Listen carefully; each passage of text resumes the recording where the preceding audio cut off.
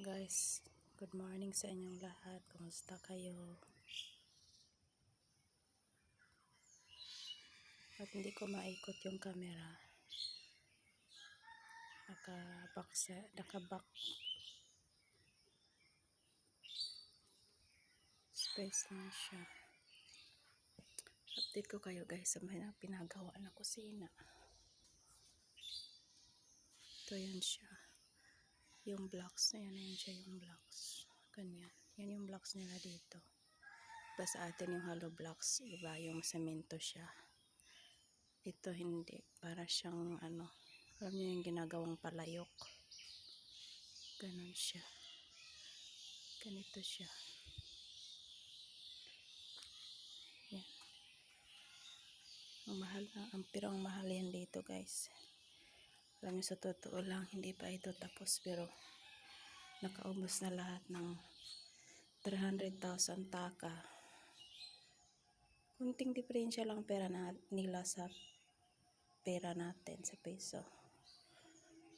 Kaubos sa 300,000 taka lahat ng materialis. Ayan siya. Ito yung sa loob ng kusina. Ganyan pa lang. Wala pa yung para sa mga cabinet. Ganito pa lang.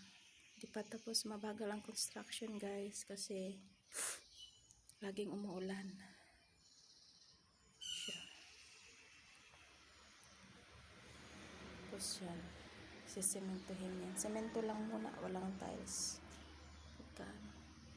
Ubus na ang pera. Dito naman yung sa septic tank guys. Malalim yan siya. 10 feet ang haba.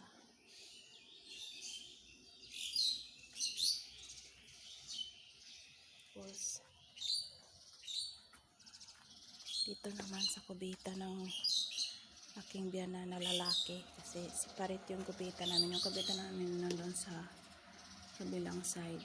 Hindi ko mabidyohan kasi doon yung daanan sa kwarto ni biyana na babae. Ito yan siya. Hindi pa tapos. Yan sa kubita ni biyana lalaki. Yan. Tapos ito naman yung tangke. Yan yung tangke ng tubig. Yan siya guys, tangke ng tubig. Yan siya, 1,000 liters. 1,000 liters ang pinili ni Mr. 1,000 liters. Ito lang yan siya. Tapos ito naman yung sa mga tubo-tubo. Yan.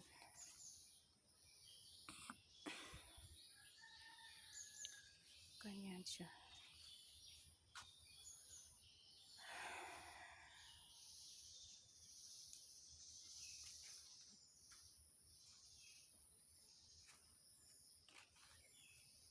Halos ubos ng pera ni Mr. guys. Dito lang.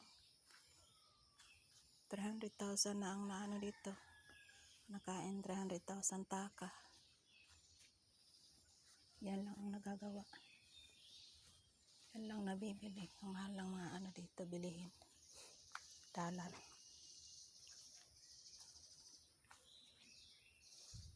Ito naman yung deep well nila. Luma na. Pag nagawa na yung kusina kasi meron ng motor ng tubig, hindi na yun papansinin yung deep well na yan. Yan guys. Tapos sa taas niyan, pag may pera si Mr. dudugtungan ng dudugtungan ng kwarto sa taas. 2 kwarto para daw dyan kami titira. Kasi para mahangin dahil dito sa kwartong tinirhan namin walang hangin na makalusot. Kasi yan luma na rin ang bahay nila. Walang hangin na makalusot kasi puro na sarado ang palibot.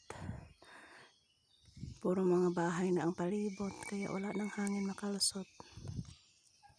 Ang init. Yun lang ang update ko guys. Pag natapos to, i-update ko kayo pag natatapos, finishing na to lahat. I-update ko kayo lahat. Maraming salamat sa inyong panonood at pag-subscribe sa aking channel. Sana meron pang mag-subscribe sa aking channel at mag-views para madagdagan yung aking watch hour. Kasi mag 1 year na ako, pero mag 1 year na ako sa YouTube sa July, pero